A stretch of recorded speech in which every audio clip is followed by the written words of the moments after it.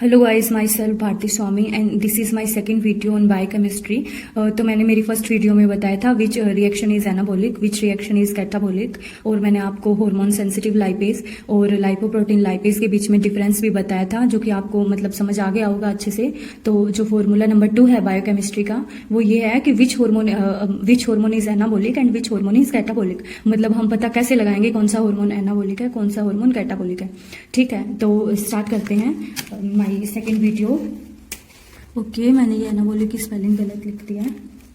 तो सबसे पहले हम बात करते हैं हार्मोन इंसुलिन की। देखो, हमारे पास 2 हार्मोन होते हैं मेनली।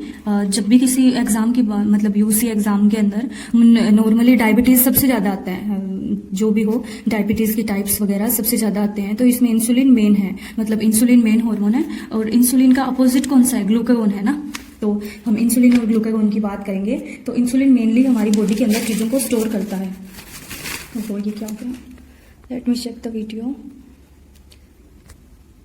तो इंसुलिन हार्मोन एनाबोलिक हार्मोन होता है और ग्लूकागोन कैटाबोलिक हार्मोन होता है। अच्छा, ये एनाबोलिक और कैटाबोलिक क्यों है, इनको किस बेसिस पे डिवाइड किया हुआ है, तो मैं आपको बताऊंगी। इंसुलिन हमारी बॉडी के अंदर मोस्ट ऑफ चीजों को स्टोर करता है और इंसुलिन जो होता है उनके ब्रेकडाउन को अलाउ नहीं करता है। ठीक है, जब भी हम जैसे अपने आसपास हम जैसे बात करें, हमारे आसपास बहुत सारे डायबिटीज के पेशेंट्स होंगे। तो डायबिटीज के पेशेंट्स क्या करते हैं? इंसुलिन को लेते हैं ना। तो आपने देखा होगा उनका जो एब्डोमिनल सर्कमफेरेंस है वो बहुत ज्यादा होता है। मेनली जो नॉर्मल डायबिटीज के हम पेशेंट्स देखते हैं हमारे अराउंड, तो उनका जो एब्डोमिनल सर्कमफ्लेक्स हुआ वो ज्यादा होता है। तो उसको देख के हम अंदाजा लगा सकते हैं कि हाँ, इंसुलिन मतलब हमारी बॉडी के अंदर काफी चीजों को स्टोर करने में हेल्प करता है। ठीक है, और ग्लूकागोन कैटाबोलिक कैसे होता है? देखो, ग्लूकागोन इंसुलिन का अपोजिट हार्मोन है ना।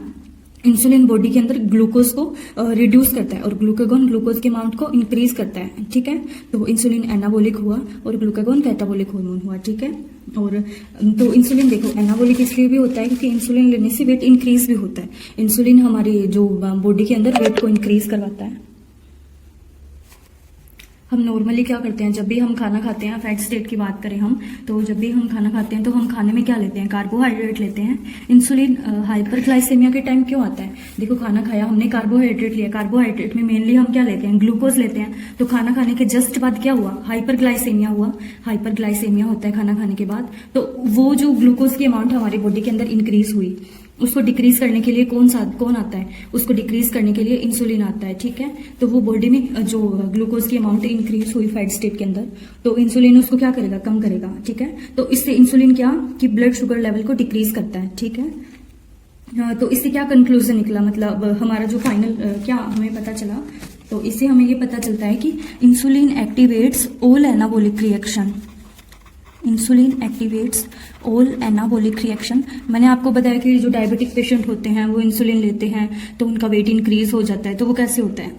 बॉडी में कुछ एनाबोलिक रिएक्शन हुई तभी तो जो फैट है बॉडी के अंदर, जो बॉडी का जो सर्कमफ्लेक्स है वो इंक्रीज हुआ, बॉडी का वेट इंक्रीज हुआ। तो हमने क्या किया, मतलब इंसुलिन लिया तभी तो ये सब हुआ ना। तो इंसुलिन क्या करता है? Insulin activates all anabolic pathways and enzymes. ठीक है, अब एनाबोलिक एंजाइम्स, एनाबोलिक पाथवे में कौन कौन से एंजाइम इंक्लूड होते हैं तो वो मैं आपको नेक्स्ट वीडियो में बताऊंगी। ठीक है, और पर इसमें एक्सेप्शन है। देखो, हर किसी चीज में नॉर्मली एक्सेप्शन तो होता ही है, तो इसका भी एक्सेप्शन है कि मतलब इंसुलिन ऑल एनाबोलिक पाथवेज को करता है, कंट्रोल करता है, मतलब उनको एक्टिवेट्स करता है। पर 2 कैटाबोलिक को, ग्लाइकोलाइसिस और लिंक रिएक्शन, मैंने कल आपको बताया था कि ग्लाइकोलाइसिस और लिंक रिएक्शन क्या है? कैटाबोलिक रिएक्शंस है ना। तो इंसुलिन को कायदे से तो क्या करना चाहिए था? एनाबोलिक रिएक्शन को वो एक्टिवेट करना चाहिए था, पर इंसुलिन ग्लाइकोलाइसिस और लिंक रिएक्शन को भी एक्टिवेट करता है। ठीक है, और हम दूसरी बात करें तो ग्लूकागोन क्या करता है? अब हम ग्लूकागोन के लिए लिखें तो ग्लूकागोन का भी सेम यही होगा कि ग्लूकागोन एक्टिवेट्स। इंसुलिन ने क्या किया? एनाबोलिक रिएक्शंस को, एनाबोलिक पाथवेज को क्या किया? स्टिमुलेट किया। तो glucagon activates catabolic pathway. All नहीं आएगा क्योंकि ग्लाइकोलाइसिस जो है और लिंक रिएक्शन है उनको इंसुलिन करता है। और इसका एक्सेप्शन क्या हुआ? यही दोनों जो ग्लाइकोलाइसिस और लिंक रिएक्शन है, क्योंकि ये 2 कैटाबोलिक इसके अंदर आ रही है, मतलब 2 कैटाबोलिक रिएक्शंस को इंसुलिन एक्टिवेट कर रहा है। ठीक है, तो ये जो हमारा सेकंड फॉर्मूला है, हम इसकी बात करें तो ये जो सेकंड रूल है ये कंप्लीट हो गया। इससे हमें क्या पता चलता है, देखो कि इंसुलिन एनाबोलिक हार्मोन तो है, पर ये ग्लाइकोलाइसिस और लिंक रिएक्शन जो कि कैटाबोलिक साइकिल है, तो इनको ये क्या करता है, इनको ये स्टिमुलेट करता है, मतलब एक्टिवेट करता है इनको। और जो ग्लूकागोन है वो ऑल कैटाबोलिक पाथवेज को एक्टिवेट करता है, सिवाय किसके, ग्लाइकोलाइसिस और लिंक रिएक्शन के। ठीक है, लिंक रिएक्शन क्या मतलब, ग्लाइकोलाइसिस के बाद में पायरुवेट डिहाइड्रोजनेज कॉम्प्लेक्स जो रिएक्शन करता है ना, तो उसको लिंक रिएक्शन बोलते हैं। ठीक है, तो आपके मतलब आगे के चैप्टर्स के अंदर ही आएगी। तो ये हमारा सेकंड फॉर्मूला कंप्लीट हुआ। तो इसके बाद मैं थर्ड फॉर्मूला की बात करती हूँ। थर्ड फॉर्मूला हमारा किससे रिलेटेड है, देखो बहुत सारे एंजाइम्स हमारे नॉर्मली आते हैं कि फॉस्फोराइलेज, डीफॉस्फोराइलेज, तो हमें देखने से पता नहीं चलता कि ये कैटाबोलिक रिएक्शन का एंजाइम है या फिर एनाबोलिक रिएक्शन का एंजाइम है। तो इन सबको मतलब इजी बनाने के लिए मैं ये बता रही हूँ फॉर्मूला। तो ये है हमारा फॉर्मूला नंबर 3। फॉर्मूला नंबर 3, इससे हमें क्या पता चलेगा, इससे हमें पता चलेगा that which enzyme is activated in which state मतलब कौन सी, हमारे पास 2 स्टेट होती है ना। फॉस्फोराइलेशन को मैं ऐसे लिख रही हूँ, ठीक है, और डीफॉस्फोराइलेशन को मैं डी और फिर फॉस्फोराइलेशन को मैं ऐसे लिख रही हूँ और डीफॉस्फोराइलेशन को मैं ऐसे लिख रही हूँ, तो इसमें कंफ्यूज मत होना, ठीक है। या फिर हम इससे क्या पता लगा सकते हैं, इससे हम सेकंड चीज ये भी पता लगा सकते हैं कि विच हार्मोन एक्टिवेट्स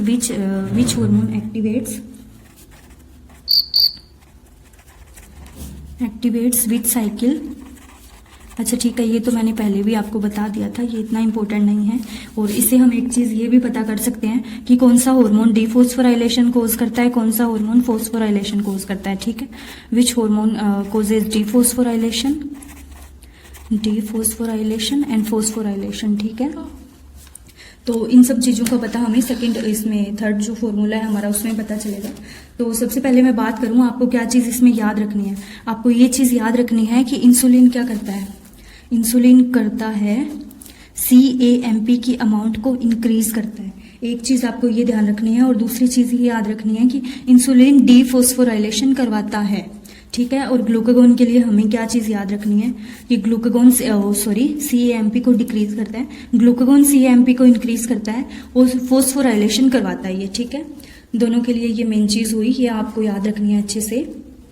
तो हम बात करते हैं कि सबसे पहले हम बात करेंगे CAMP है क्या, ठीक है। तो CAMP क्या है, CAMP एक्चुअली सेकंड मैसेंजर है, ठीक है। CAMP is the second messenger which activates protein kinase. तो CAMP फर्दर किसको स्टिमुलेट करता है, ये आगे जाके स्टिमुलेट करता है प्रोटीन काइनेजेस को और प्रोटीन काइनेजेस आगे जाके किसको स्टिमुलेट करते हैं, ये करते हैं जो प्रोटीन काइनेज आगे जाके फॉस्फोराइलेशन हमारी उसमें कंप्लीट करवाते हैं, फॉस्फोराइलेशन, ठीक है। ये हमारा CAMP हुआ। अब ये जो CAMP है हमारा, ये बनता किससे है, तो मैं बात करूं आपको CAMP की, तो CAMP बनता है ATP से। ATP का साइक्लाइजेशन होता है तो उससे CAMP बनता है, ठीक है। तो अच्छा, ये बनने में कौन सा जो हार्मोन है वो कौन सा एंजाइम इंक्लूड होता है, वो होता है एडिनाइल साइक्लेज। देखो नाम से पता चल रहा है, CAMP क्या मतलब साइक्लिक फॉर्म ऑफ ATP।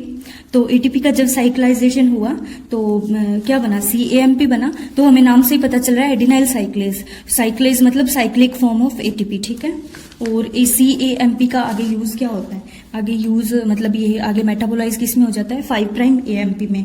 और जो इसमें हार्मोन है वो इसमें कौन सा एंजाइम, हार्मोन ही एंजाइम, इसमें एंजाइम यूज होता है फॉस्फोडाइएस्ट्रेज। अच्छा, तो CAMP की मैंने बात की, तो CAMP बनता किससे है, ATP से CAMP बनता है। ATP की साइक्लाइजेशन से एडिनाइल साइक्लेज की प्रेजेंस में CAMP बनता है। और CAMP आगे मेटाबोलाइज किस में होता है, तो ये 5' AMP में मेटाबोलाइज होता है। और एंजाइम कौन सा होता है इसमें, फॉस्फोडाइएस्ट्रेज, ठीक है। मैंने सबसे पहले आपको जब ये फॉर्मूला स्टार्ट किया था तो मैंने आपको एक चीज बताई थी कि इंसुलिन CAMP को डिक्रीज करता है, अच्छा, और इंसुलिन डीफॉस्फोराइलेशन करवाता है, ठीक है। क्योंकि CAMP का काम क्या है, फॉस्फोराइलेशन करवाना। अगर इंसुलिन CAMP को डिक्रीज करेगा मतलब ये क्या करेगा, फॉस्फोराइलेशन को भी डिक्रीज करेगा, मतलब डीफॉस्फोराइलेशन करवाएगा, ठीक है। तो इसमें मैं बात करूं कि ये एंजाइम कौन है, ये एंजाइम किससे स्टिमुलेट होता है, और ये जो एंजाइम है ये किससे स्टिमुलेट होता है, ठीक है। तो मैं बात करूं पहले एडिनाइल साइक्लेज की, तो ये क्या कर रहा है, एडिनाइल साइक्लेज CAMP को बना रहा है मतलब इसको इंक्रीज कर रहा है। इंक्रीज कौन करता है, CAMP को इंक्रीज कौन करता है, ग्लूकागोन। तो जो भी कैटाबोलिक, और ग्लूकागोन क्या है, कैटाबोलिक हार्मोन ना, तो ग्लूकागोन हुआ और हुआ हमारा जैसे एपिनेफ्रिन हुआ, एपिनेफ्रिन, नोर एपिनेफ्रिन, मैं इनको ऐसे लिख रही हूँ, ठीक है। और ये हुआ ग्रोथ हार्मोन, ग्रोथ हार्मोन भी कैटाबोलिक हार्मोन होता है, ठीक है। और थायराइड हुआ, ये भी कैटाबोलिक हार्मोन हुआ। तो ये जो एडिनाइल साइक्लेज है ये इन सब हार्मोन से स्टिमुलेट होता है, ठीक है, एक्टिवेट होता है इन सब से। और हम फोस्फोडाइएस्ट्रेज की बात करें तो फोस्फोडाइएस्ट्रेज क्या कर रहा है, CAMP के लेवल को डिक्रीज कर रहा है। तो CAMP का लेवल डिक्रीज किससे होता है, इसका लेवल डिक्रीज होता है इंसुलिन से, तो इसको स्टिमुलेट करता है इंसुलिन। तो इंसुलिन फोस्फोडाइएस्ट्रेज को स्टिमुलेट करेगा तो ये CAMP को मेटाबोलाइज कर देगा, मेटाबोलाइज कर देगा तो CAMP का लेवल इंक्रीज मतलब डिक्रीज हो जाएगा। तो मैंने क्या बताया था कि CAMP को जो मेटाबोलाइज करवाता है फोस्फोडाइएस्ट्रेज को इंसुलिन से एक्टिवेट होता है, और एडिनाइल साइक्लेज को एक्टिवेट कौन करता है, जो कैटाबोलिक हार्मोन्स हैं जैसे ग्लूकागोन हुआ, नोर एपिनेफ्रिन हुआ, ग्रोथ हार्मोन हुआ, थायराइड हार्मोन हुआ, ये सारे के सारे एडिनाइल साइक्लेज को क्या करते हैं, एक्टिवेट करते हैं। तो ये हमारा जो को डिक्रीज कर रहा है। तो CAMP का लेवल डिक्रीज किससे होता है, इसका लेवल डिक्रीज होता है इंसुलिन से, तो इसको स्टिमुलेट करता है इंसुलिन। तो इंसुलिन फोस्फोडाइएस्ट्रेज को स्टिमुलेट करेगा तो ये CAMP को मेटाबोलाइज कर देगा, मेटाबोलाइज कर देगा तो CAMP का लेवल इंक्रीज मतलब डिक्रीज हो जाएगा। तो मैंने क्या बताया था कि CAMP को जो मेटाबोलाइज करवाता है फोस्फोडाइएस्ट्रेज को इंसुलिन से एक्टिवेट होता है, और एडिनाइल साइक्लेज को एक्टिवेट कौन करता है, जो कैटाबोलिक हार्मोन्स हैं जैसे ग्लूकागोन हुआ, नोर एपिनेफ्रिन हुआ, ग्रोथ हार्मोन हुआ, थायराइड हार्मोन हुआ, ये सारे के सारे एडिनाइल साइक्लेज को क्या करते हैं, एक्टिवेट करते हैं। तो ये हमारा जो इसके क्या हमारा फाइनली कंक्लूजन क्या निकल रहा है हमारा, pathway and enzyme which are activated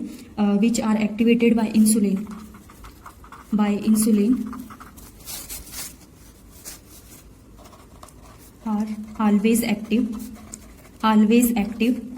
in dephosphorylated state,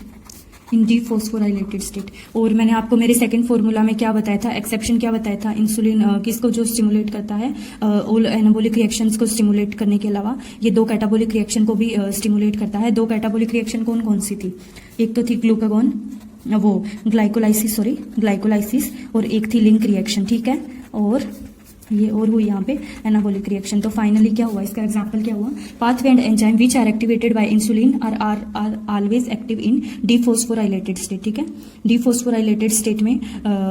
और एग्जांपल इसका क्या हुआ, ग्लाइकोलाइसिस, लिंक रिएक्शन और एनाबोलिक, वो ऑल एनाबोलिक, जो बाकी बची हुई सारी एनाबोलिक रिएक्शन है वो, ठीक है।